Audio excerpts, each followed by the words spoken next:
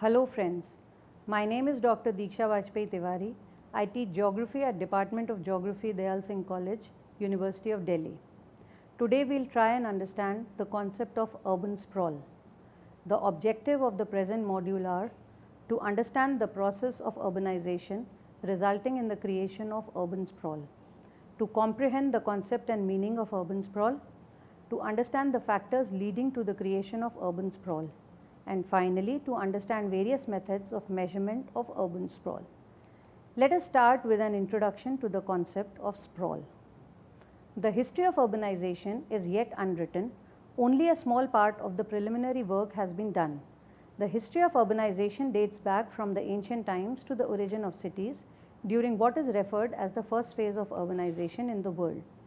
In this long span, what was witnessed was the evolution of cities from ancestral form, the village, to small port, rail-based towns, and to present-day cities with skyscrapers adorning landscapes.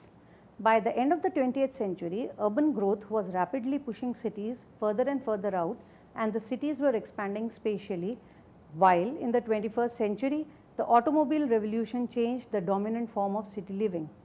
This stretched form of the city with low density at the periphery is sometimes called sprawl. Since sprawl is one name for many situations, there has been no clear consensus regarding what exactly urban sprawl is or how it is caused. Although many scholars tried to come up with explanations of the term, the central component of most definitions and most people's understanding of sprawl is this. Sprawl is the spreading out of a city and its suburbs over more and more rural land at the periphery of an urban area. This involves the conversion of open space, rural land, into built-up developed land over time.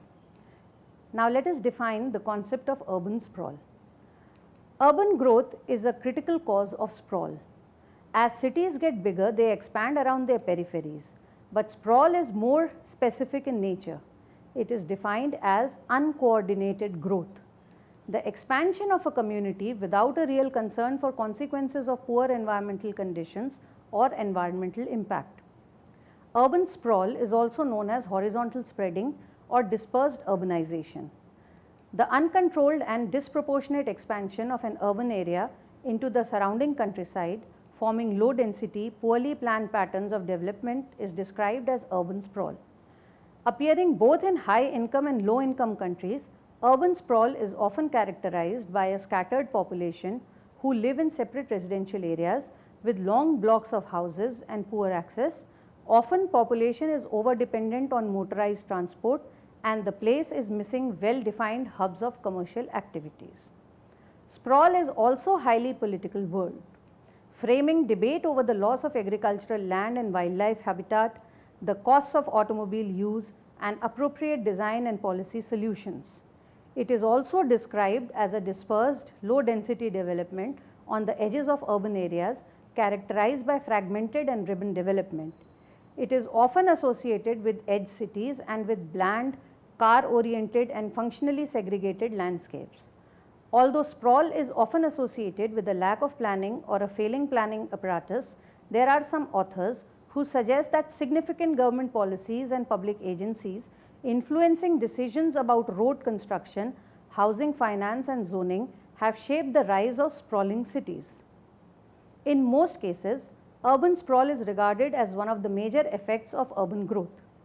As a land use phenomena, it is typically characterized in the following way in American literature: excessive land consumption, low densities at peripheries in comparison with older centers, lack of choice in ways to travel, fragmented open space, wide gaps between development and scattered appearance, lack of choice in housing types and prices, separation of uses into distinct areas, repetitive one-story development, commercial buildings surrounded by acres of parking area, and lack of public spaces and community centers. There are two counter views as far as sprawl is concerned. While some argue that urban sprawl is bad, harmful, and a threat to ecology and environment, others argue that it is something inevitable and thus may even be encouraged. Until recently, the problem of urban sprawl was restricted to the developed world, but it also exists in developing countries, although in different form. For developing countries, sprawl is largely a result of necessity. People move to the city in search of better employment and opportunity. This leads to an increase in size well beyond the limits of the city. In contrast, sprawl in developed countries is a result of higher incomes, which in turn result in people preferring and affording to live in the outskirts of the city with open spaces at reasonable distances from the cities. Depending on the context in which they occur, causes and patterns of sprawl are different. Solutions proposed are similar with some modifications. Prior needs and economic viability should be taken into consideration for best results. Concentrating growth is what many planners recommend as a measure against sprawl for a sustainable city. Simply put, sprawl is just spreading out of a city and its suburbs over surrounding rural land at the periphery of an urban area, while in reality, it is a complex phenomenon that means different things in different areas and conditions. Early uses of the term suggest that it consumes excessive space in an uncontrolled, disorderly manner, leading to poor distribution and loss of open spaces, high demand for transportation, and social segregation. This definition has not changed much through time. Modern usage of the term sprawl was coined by Early Draper, one of the first city planners in the United States, in 1937. Since then, the issue became popular and concerns continue to grow with different measures introduced to combat it in one way or another. The multidisciplinary nature of the phenomena of sprawl has caused much confusion. Possible mathematical regression attempting to explain sprawl from land use perspectives, such as the degree of compactness, did not generate statistically significant results, and hence the difficulty to mathematically define the term. The Vermont Forum on Sprawl defines sprawl as dispersed development outside of compact urban and village center, along highways and in rural countryside. In her report, Revisiting Sprawl, Lessons from the Past, Burgess in the year 1998 defined sprawl as expanding physical development at decreasing densities in metropolitan regions where the spatial growth exceeds population growth. On the other hand, the Oxford English Dictionary defines the word as the straggling expansion of an indeterminate urban or industrial environment into an adjoining countryside. The area of this advancement, here sprawl as an adjective has been used to describe the pattern of a city's growth, as a verb describing the process of that growth, and as a noun describing an urban landform. In a paper titled Wrestling Sprawl to the Ground in the year 2001, 6 general categories are put forward of defining sprawl from an analysis in social service, social science and planning perspective. First, sprawl is defined as one or more existing patterns of development.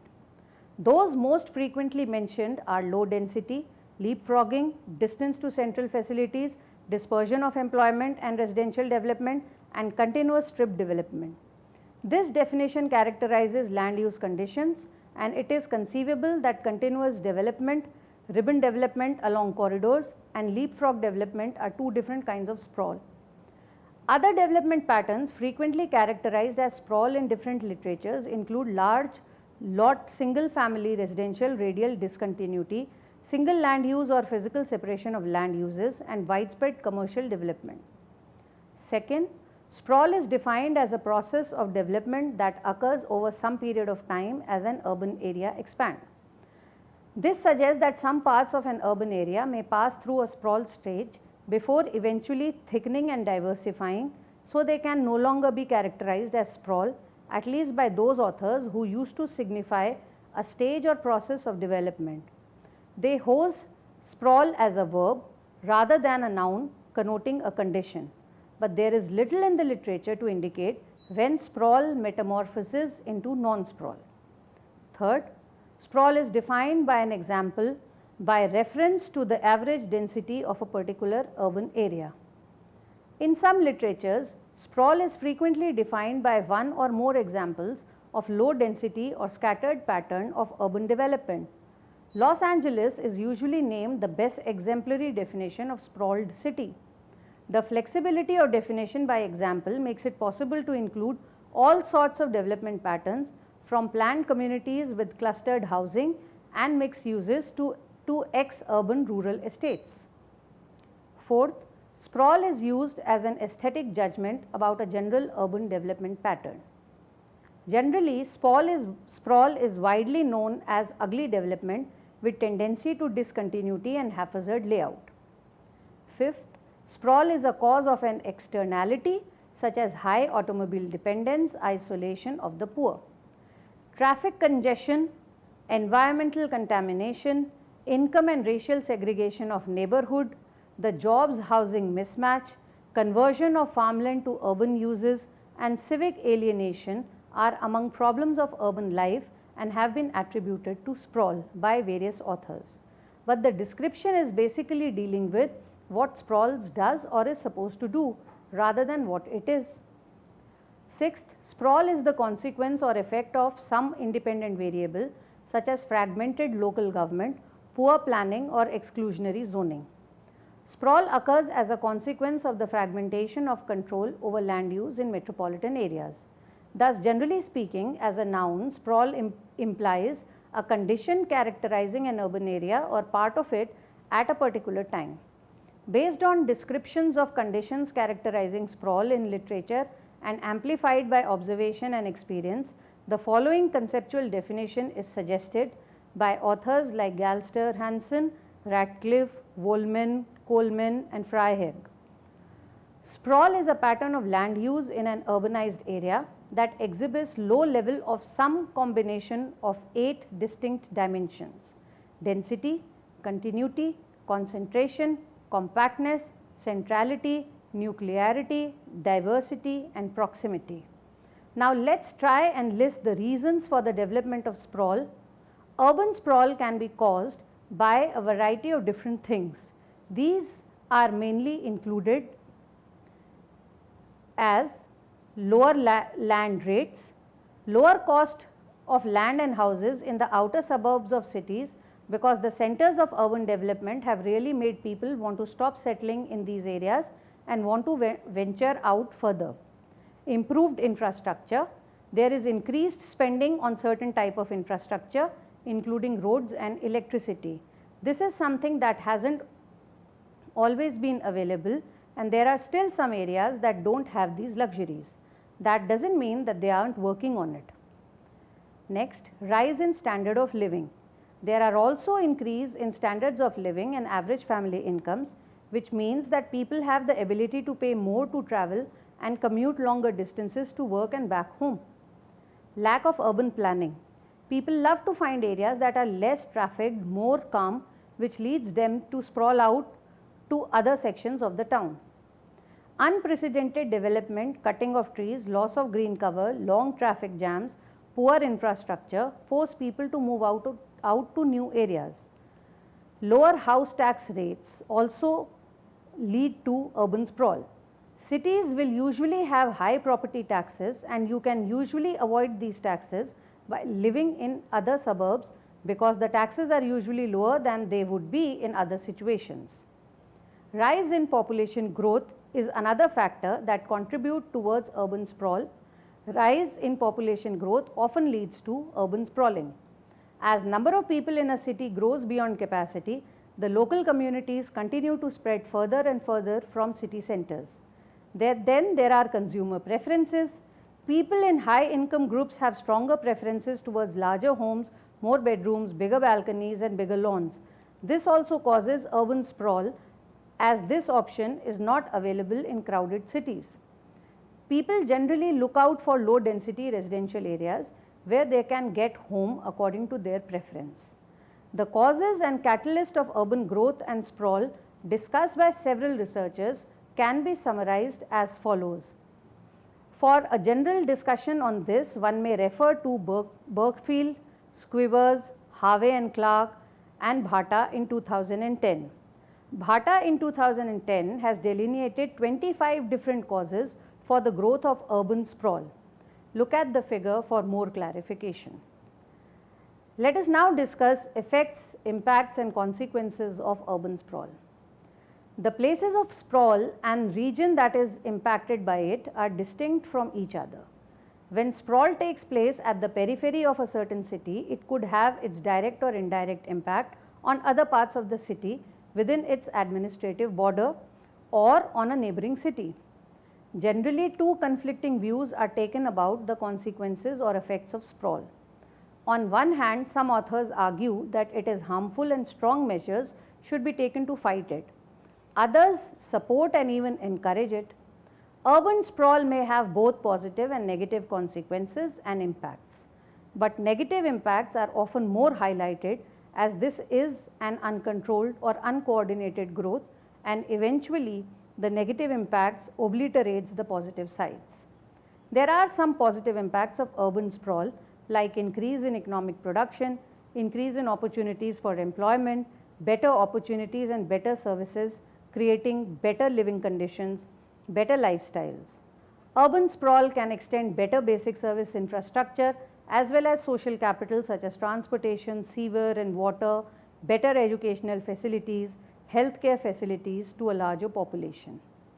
However, since it is an uncontrolled and uncoordinated growth resulting in sprawl, the positive impacts is covered up, inviting focus only on the negatives.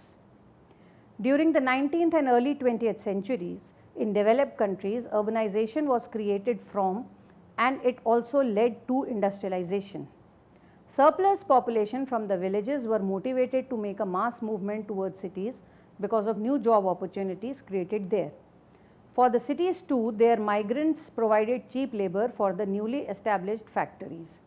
Due to present globalized scenario and opening up of economies, the circumstances are similar in developing countries. The huge concentration of investments in cities attract large number of migrants from villages who are looking for employment.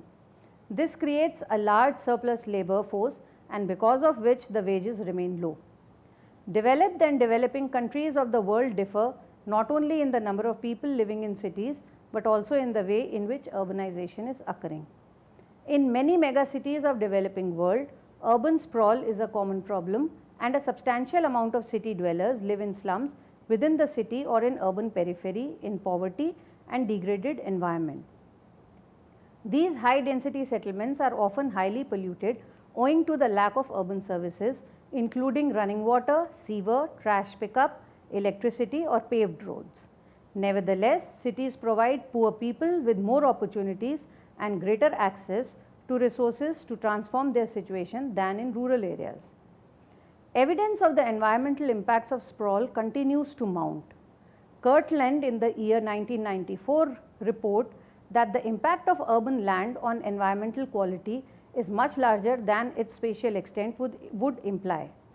The consequences and significance of sprawl, good or ill, are evaluated based on its socio-economic and environmental impacts. Often these are overlapping and one may have several indirect impacts. Major consequences of urban sprawl can be summarized as follows. Some organizations and planners see sprawl as a sign of economic vitality and not as ecological threat. They claim that for countries like America with large land area, there are too vast farmlands and open spaces to worry about how much land is converted. They also stress the primary advantage of sprawl, which is decentralization of employment to different parts of a city. They argue that car culture enables people to commute shorter distances at any time and own bigger homes.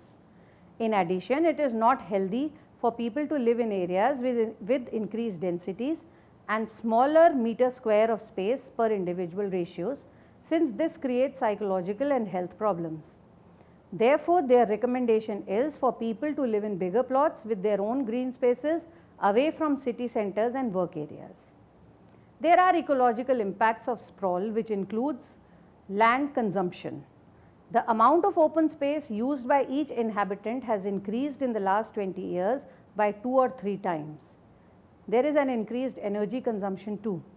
The level of gas consumption can be used as a parameter of the level of car use.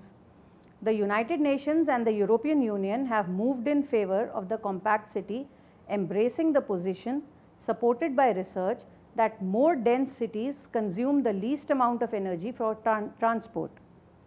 There is an impact of atmospheric pollution. The level of pollution due to motor car dependency can more easily be connected to population densities. There is a loss of natural resource. All sprawl leads to loss of an important limited resource, that is land. Over the years, sprawl has directly contributed to and resulted in the degradation and decline of natural habitats such as wetland, woodland and wildlife. It has also reduced farmland and open spaces. Water use and energy consumption has increased. Sprawl leads to land use patterns which are unfavorable to the development of sustainable transport modes and hence increase the use of private car that in turn result in increased trip lengths, congestion, increase in fuel consumption and air pollution. It is in general a threat to ecology. Even though automobile and truck engines have become far cleaner in recent decades, motor vehicle emissions are still the leading source of air pollution. As homes and business spread further and further apart, local governments are forced to provide for widely spaced services and infrastructure, leading to higher cost and increased tax burden. There is also an impact on wildlife and ecosystem. In areas where sprawl is not controlled, the concentration of humans in residential and industrial areas of the sprawl may lead to a modification of ecosystem patterns and processes. Development associated with sprawl not only decreases the amount of forest area, woodland, farmland and open space, but also breaks up what is left into small chunks that disrupt ecosystem and fragment habitats. The reach of urban sprawl in rural natural areas such as woodland and wetlands ranks as one of the primary forms of wildlife habitat loss. Roads, power lines, subdivisions and pipelines often cut through natural areas, thereby fragmenting wildlife habitat and altering wildlife movement patterns. The fragmentation of a large forest into smaller patches disrupts ecological processes and reduces the availability of habitat for some species. Some forest fragments are too small to maintain viable breeding population of certain wildlife species. There is also an important loss of farmland. Urban sprawl and urbanization contribute to loss of farmlands and open spaces. Only in the United States, urban sprawl is predicted to consume 7 million acres of farmland, 7 million acres of environmentally sensitive land and 5 million acres of other lands during the period of 2000 to 2025. Preferred taxation and land use policies work in sync to create financial pressures that drive farmers to sell arable land to speculators. Low and unfair prices of farm commodity often results that it is far more profitable in the long term for farmers to sell their land than to continue farming. Also, thousands of small parcels of farmland are being severed off to create rural residential development. Collectively, these small lots contribute to the loss of hundreds of hectares of productive agricultural land per year. The loss of agricultural land to urban sprawl means not only the loss of fresh local food sources, but also the loss of habitat and species diversity, since farms include plant and animal habitat in woodlots and hedgerows. The presence of farms on the rural landscape provides benefits such as green space, rural economic stability and preservation of the traditional rural lifestyle. Lessening of the productivity of city is another impact. It is an economic theory that productivity is much more enhanced with dense development, since ideas move quickly when people are in close proximity. But when jobs move to the suburbs, people follow them. This may reduce productivity in the city, leading to social loss. In addition, authors state that sprawl leads to creating regional imbalances such as pulling jobs and people further away from poor communities, increasing inequality. Sprawl also creates segregation of rich and poor or social isolation in general. The problem lies not to the people who have moved to the suburbs, but rather to the people who have been left behind. The low-income groups are abandoned in the downtown because they cannot afford car-based lifestyle. Role of transport technology can explain this social fragmentation. The much congested and deteriorated central towns end up being favorable places for crime and social unrest. There is also an increase in temperature as a result of urban sprawl. Creation of urban heat islands. On warm days, urban areas can be 6 to 8 degrees Fahrenheit warmer than surrounding areas, an effect known as urban heat island. The heat island effect is caused by two factors. First, dark surfaces such as roadways and rooftops efficiently absorb heat from sunlight and eradicate it as thermal infrared radiation. These surfaces can reach temperatures of about 28 to 39 degrees Celsius higher than the surrounding air. Second, urban areas are relatively devoid of vegetation, especially trees, that would provide shade and cool air through evapotranspiration. As urban center sprawls, the heat island effect expands both in larger geographic extent and in intensity. This is especially true if the pattern of development features extensive tree cutting and road construction. There is also a deterioration in the air quality. The lifestyle dependent on automobiles, especially cars, forced by sprawl, leads to increase in fossil fuel consumption and emission of greenhouse gases.